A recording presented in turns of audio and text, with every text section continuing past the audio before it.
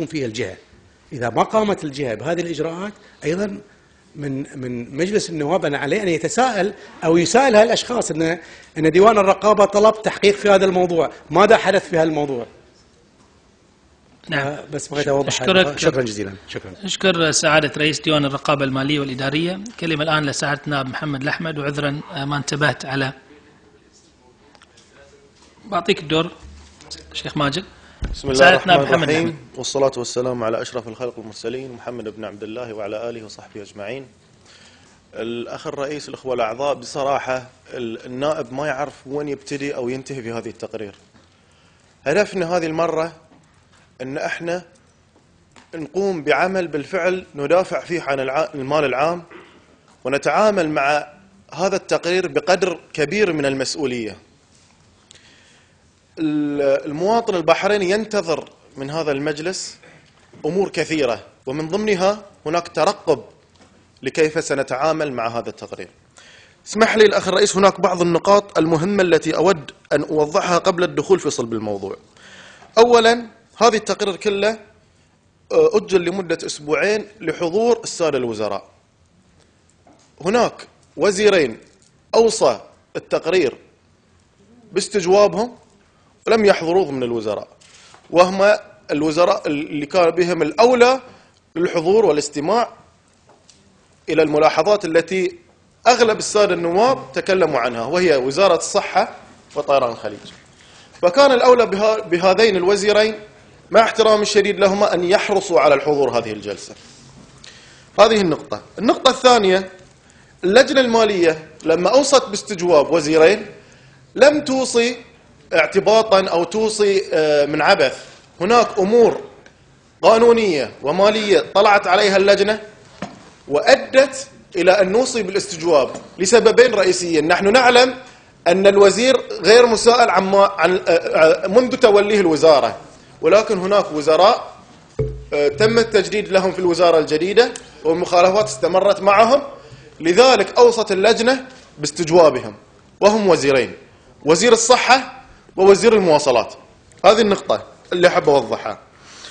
لكي نكون عمليين، هذا التقرير وضعنا جدول فيه في كل الجهات الحكومية. أنا أقترح أن تشكل لجنة من مجلسكم الموقر تتابع تقرير ديوان الرقابة المالية، تتابع مع هذه الجهات كيف تصرفت في هدر هذه الأموال التي تصل قيمتها إلى أكثر من 400 مليون دينار كما تم التصريح عن ذلك في وقت سابق. النقطة الأساسية، أدخل في الموضوع. ذكر الأخ معالي وزير المالية أن المخالفات اللي تم تحويلها إلى النيابة العامة، ذكر في عرضها أنها 5 مخالفات، ونحن في اللجنة بالاستعانة بالمستشارين القانونيين والفنيين توصلنا إلى وجود أكثر من 50 مخالفة جنائية في تقرير ديوان الرقابة المالية، تتضمن 18 جهة حكومية. أنا أسأل، يعني احنا طبعا لا نستطيع أن نعول على التعامل الحكومي مع التقرير. بالنسبة عن مخالفات النيابة العامة، لكي نكون عمليين، وقع اليوم الأخوة الأعضاء كلهم بدون استثناء خطاب تم حصر فيه هذه المخالفات الجنائية، وإن شاء الله سنرفعه باسم مجلس النواب إلى النيابة العامة لتتخذ الإجراءات، لأن النيابة العامة ليست طرفا في هذا الموضوع. النيابة العامة لا يصلها تقرير ديوان الرقابة المالية ولا تقدر تتخذ إجراءات من الصحف. النيابة العامة يجب أن يصل إليها شيء من جهة رسمية. حسب اطلاعنا إلى عملنا كمجلس نواب نرفع هذه المخالفات كلها إلى النيابة العامة لتقوم بالتحقيق. احنا نسمع عن إحالات من الحكومة للنيابة العامة، لكن في أحد يعرف من هذا ليه؟ أي جهة على الأقل أنا أبي مسؤول حكومي يقول لي إن هذه الجهة والله أو هذه الجهة المخالفات واضحة عندنا ونعرف شنو هي المخالفات الجسيمة، لكن من هم المسؤولين؟ احنا دائما تعودنا في البحرين إن في فساد بدون مفسدين، اللي يحيلونهم للنيابة العامة وما نعرفهم من. هذه نقطة. النقطة الثانية، 38 مخالفة لقانون المناقصات. طبعا 38 مخالفة لقانون المناقصات هذه صارت شيء روتيني في تقرير ديوان الرقابة المالية، كل سنة مخالفة لقانون المناقصات. أنا أسأل الأخ معالي وزير المالية، لما كل هذه المخالفات تتكرر كل سنة ما قدر يتخذ إجراء قبل ما يوقع المسؤول في وزارته، قبل ما يوقع المسؤول في وزارته على صرف المبالغ لهذه المناقصات، يتأكد أن هذه مطابقة للقانون ولا لا. هذه أبسط شيء نقدر نسويه كمعاملة حكومية لصرف هذا الموضوع. الموضوع الآخر، لما طلعنا على أكبر عدد من المخالفات في تقرير ديوان الرقابة المالية، وجدنا أن وزارة الصحة وهيئة تنظيم المهن الصحية تقريبا بواقع 43 مخالفة. لذلك أوصت اللجنة باستجواب وزارة الصحة، وزير الصحة، ووضعت محاور الاستجواب، ووضعت المخالفات، وصنفنا المخالفات الجنائية. يعني الموضوع جاهز، بس 5 يوقعون عليه ويمشي موضوع الاستجواب. موضوع وزير المواصلات تطرقنا له في الجلسة السابقة، موضوع طيران الخليج وألبا. وزير المواصلات مسؤول عن شركة ممتلكات اللي تضم تحتها 38 شركة، من ضمنها 8 شركات أعتقد بشكل رئيسي كتملك.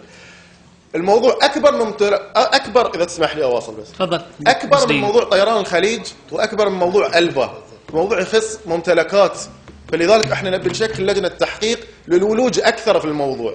أنا أقترح عليكم يا الأخوة أن استجواب وزير الصحة وتشكيل لجنة تحقيق راح يكون هو أول أداة رقابية نستخدمها.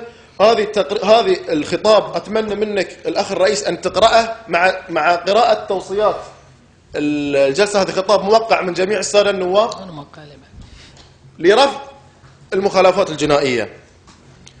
النقطة مهمة أيضا، أنا لفت نظري في التقرير سعادة النائب، أعطيك 30 ثانية تفضل.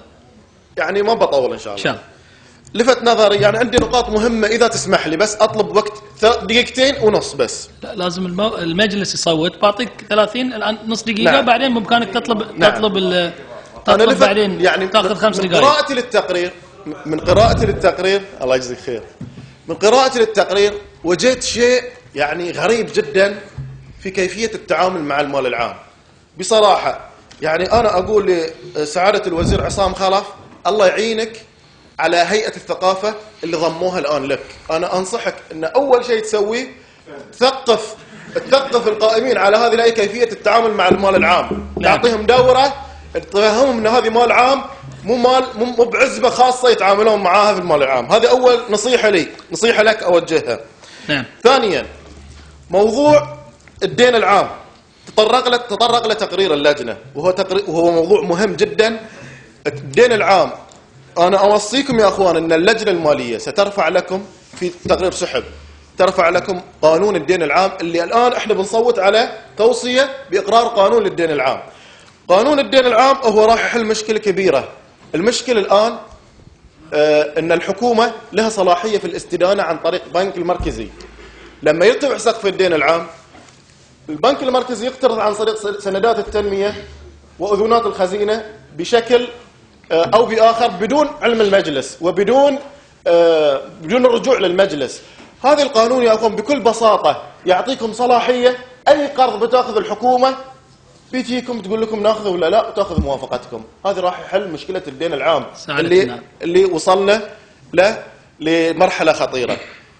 أنا أعتقد هذه أبرز النقاط الموجودة عندي، وأنا أتمنى من الأخوة أن نتخذ إجراءات عملية ونستخدم أدواتنا الرقابية